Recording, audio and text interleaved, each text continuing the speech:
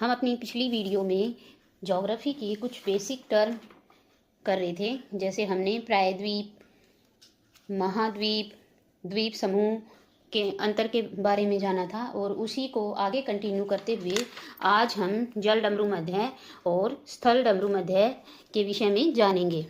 देखिए, जल डमरू मध्य क्या है? ये पानी के एक ऐसे संकरे मार्ग को कहते हैं जो दो बड़े जल निकायों जैसे सागर या महासागर हो गया, उनको आपस में जोड़ता है और दो स्थलीय भूभागों को एक दूसरे से अलग करता है। जैसे मान लीजिए ये एक लैंड एरिया है और ये भी एक लैंड एरिया है, एक स्थलीय भूभाग है। ये भी स्थल का भूभाग और ये भी भूभाग है। इधर ये सारा पानी है और इधर भी सारा वाटर है, वाटर बॉडीज हैं। ये सागर या महासागर कुछ भी हो सकता है। तो इनके बीच में ये एक संकरा मार्ग है जो इन दोनों सागर और महासागरों को आपस में जोड़ रहा है। इसमें क्या हो रहा है कि ये जो दो भूभाग हैं ये तो इस संकरे मार्ग की वजह से एक दूसरे से अलग हो गए और दो सागर और महासागर इस संकरे मार्ग से आपस में जुड़ गई।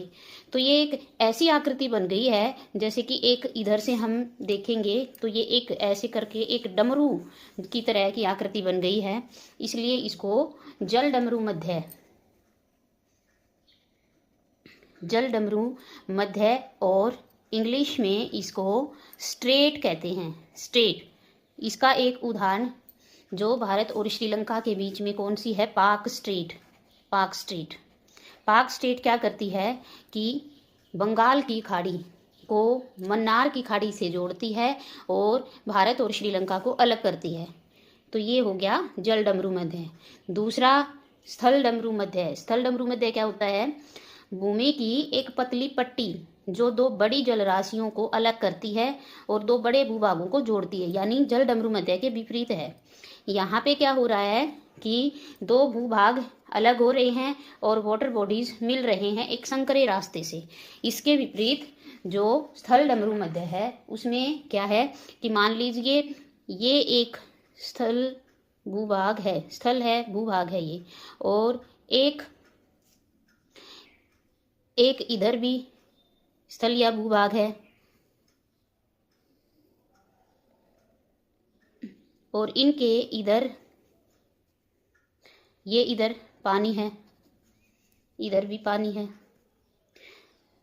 इधर बीच में सारा पानी है।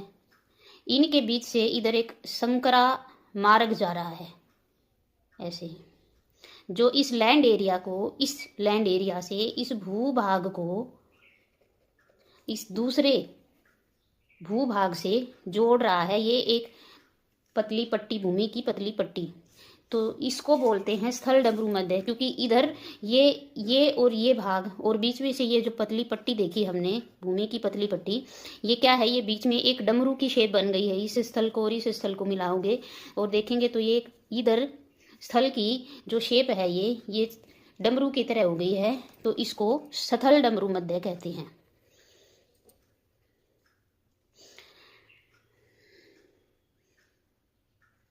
स्थल डमरू मध्य, इसको इंग्लिश में ईस्थमस कहते हैं। तो ये दोनों में अंतर था। आशा है आपको ये समझ आया होगा। और स्पष्ट अगर आसान भाषा में कहें तो जल डमरू मध्य क्या है? जो जल को जोड़ रहा है, ये इधर से जल को जोड़ रहा है। और स्थल डमरू मध्य क्या होगा? जो स्थल को जोड़ रहा है। तो ये दोनों में अंतर था और आशा है कि आपको ये समझ आया होगा। और इसके साथ एक चैनल भी होता है, चैनल भी होता है। चैनल किसको बोलते हैं?